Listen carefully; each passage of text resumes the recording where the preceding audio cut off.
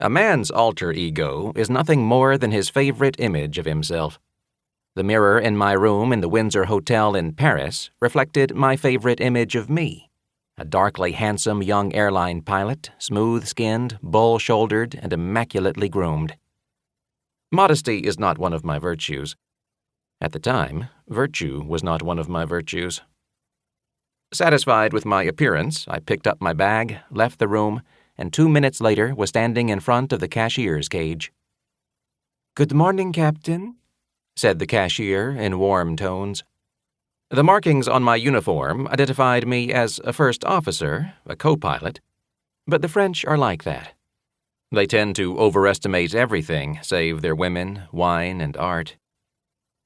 I signed the hotel bill she slid across the counter, started to turn away, then wheeled back, taking a payroll check from the inside pocket of my jacket.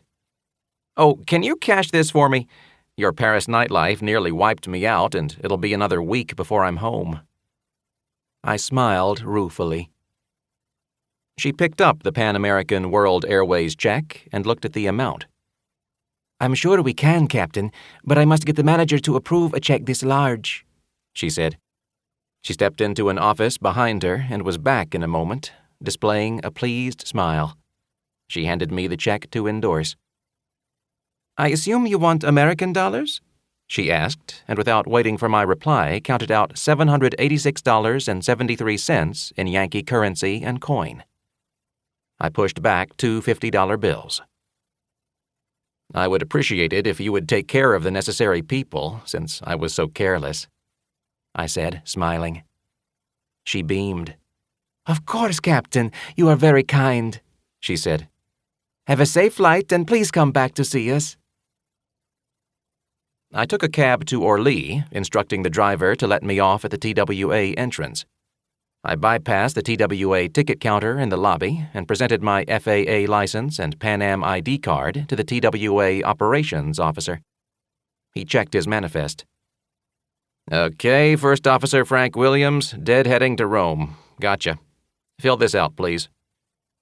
He handed me the familiar pink form for non-revenue passengers, and I penned in the pertinent data. I picked up my bag and walked to the customs gate marked "Crew Members Only." I started to heft my bag to the countertop, but the inspector, a wizened old man with a wispy mustache, recognized me and waved me through. A young boy fell in beside me as I walked to the plane, gazing with unabashed admiration at my uniform with its burnished gold stripes and other adornments. "You the pilot?" he asked. He was English from his accent. "Nah, just a passenger like you," I replied. "I fly for Pan Am." "You fly 707s?" I shook my head.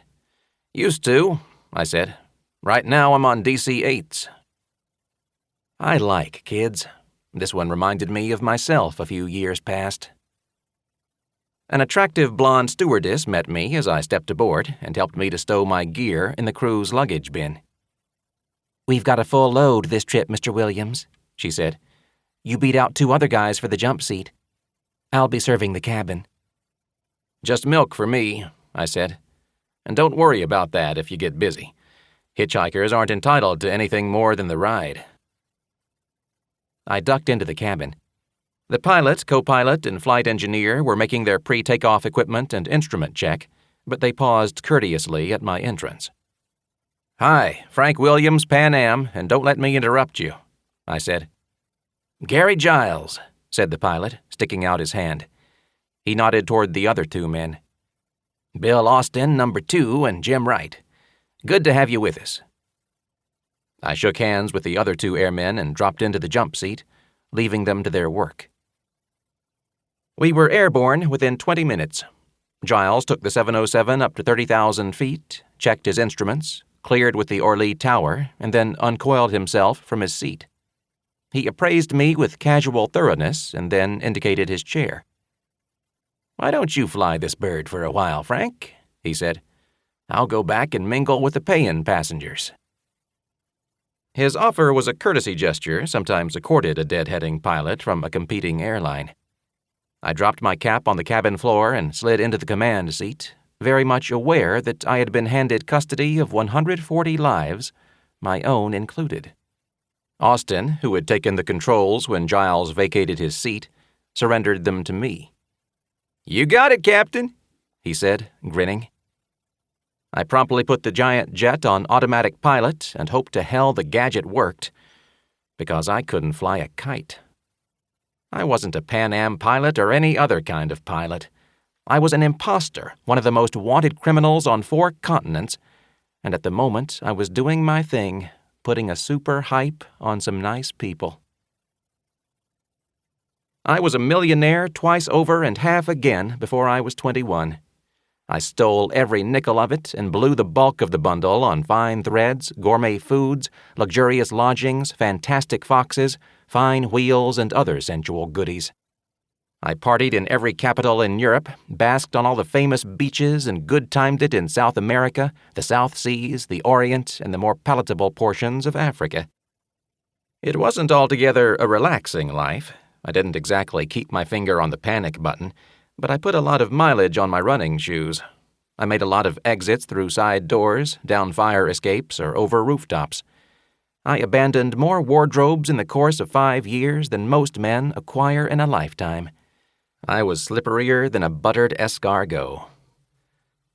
Oddly enough, I never felt like a criminal. I was one, of course, and I was aware of the fact. I've been described by authorities and news reporters as one of this century's cleverest bum-check passers, flim-flam artists, and crooks, a con man of Academy Award caliber. I was a swindler and poseur of astonishing ability. I sometimes astonished myself with some of my impersonations and shenanigans, but I never at any time deluded myself. I was always aware that I was Frank Abagnale, Jr., that I was a check swindler and a faker, and if and when I were caught, I wasn't going to win any Oscars. I was going to jail.